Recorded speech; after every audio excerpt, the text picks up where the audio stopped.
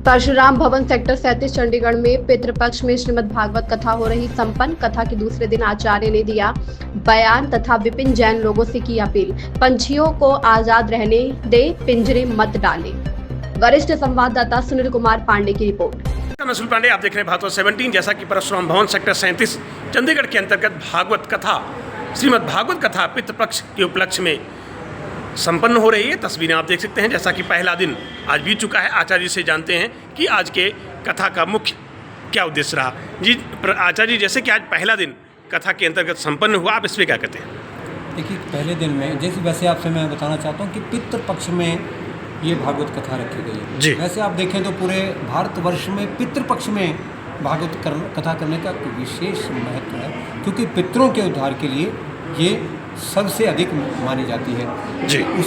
उसी उपलक्ष्य में हम सब ने मिलकर यहाँ पे ब्राह्मण सभा ने और हम सब ने मिलकर परशुराम भवन में भागवत जी की कथा रखी है। देखिए, भागवत जी कथा जैसे आप सब जानते, सब लोग जानते ही हैं कि पितरों को तारने वाली है। जी। तो यहाँ से हमने पूरे 20 सितंबर तक यहाँ रहेगी अनवरत जी भागवत कथा। जी, जैसा कि आज जो कथा का महत्वपूर्ण अंग था वो क्या क्या कितने अध्याय हुए और उसमें आज की मेन कथा क्या रही, लोगों को संदेश क्या मिला, इसके बारे में? कि आज की कथा हमारी विशेषता भागवत का महत्व जी। कि भागवत वास्तव में है क्या।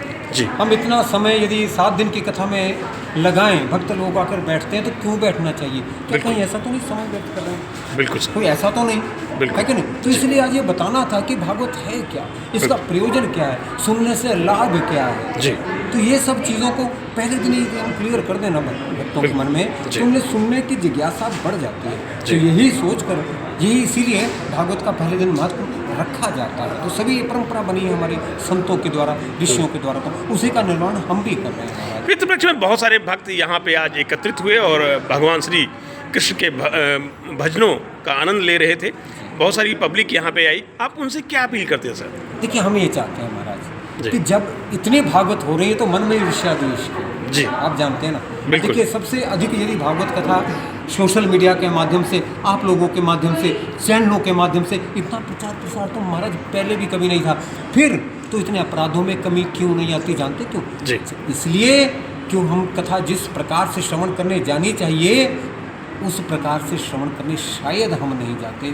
हमें शायद कहीं कमी रह जाती है, हम में भी रह जाती है। हमें किसी को दोष थोड़े ना दे रहा हूँ, शायद हमारा भी भाव उतना नहीं होता। पहले अपने मन के अंदर भाव लाइए, मन को निर्मल बनाइए, तभी तो सीताराम, तभी तो मेरे राधे श्याम आपके हृदय में आएंगे महाराज। यही भागवत का मूल उद्देश्य है कि अपने मन को आप साफ करें। भागवत जी का मूल उद्देश्य है महाराज।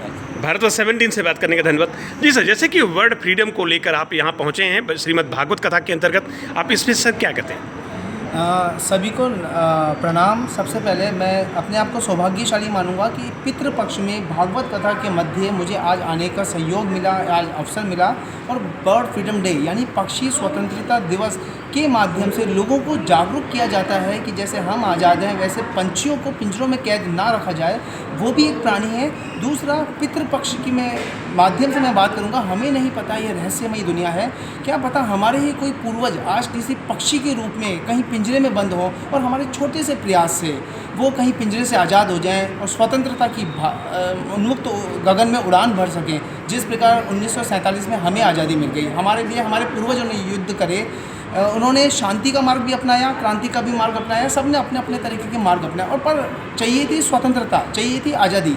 तो हमें तो आज़ादी मिल गई है, तभी हम आज़ाद होकर आज भागवत कथा भी सुन पा रहे हैं। तो वो जो पंछी हैं जो पिंजरे में बंद हैं, जिन्हें प्रकृति ने पंख दिए हैं, उन्मुक्त गगन दिया है उड़ने के लिए, पर वो उड़ नहीं पा रहे क्योंकि हमने हमारे मनोरंजन या अन्य किसी कारणवश उन्हें पिंजरों में बंद करके रख लिया। तो जब ये संदेश बर्ड फ्रीडम डे के माध्यम से आज 12वां स्थापना दिवस भी है बर्ड फ्रीडम डे का, जो चंडीगढ़ से आज मनाया जा रहा है, तो जब हम लोगों में जागरूकता फैलाएंगे, लोग अधिक से अधिक संख्या में उनकी पीड़ा को महसूस करेंगे पिंजरे में बंद को, तो वो उन्हें आज़ाद कर देंगे। और आने वाला भविष्य, आने वाला संसार, आने वाले जो लोग हैं वो इस तरह से रहेंगे कि वो भी आज़ाद रहें और दूसरे प्राणी जगत, जीव जंतु और पक्षी स्वतंत्र विचरण कर सकें। भारत 17 से बात करने का धन्यवाद।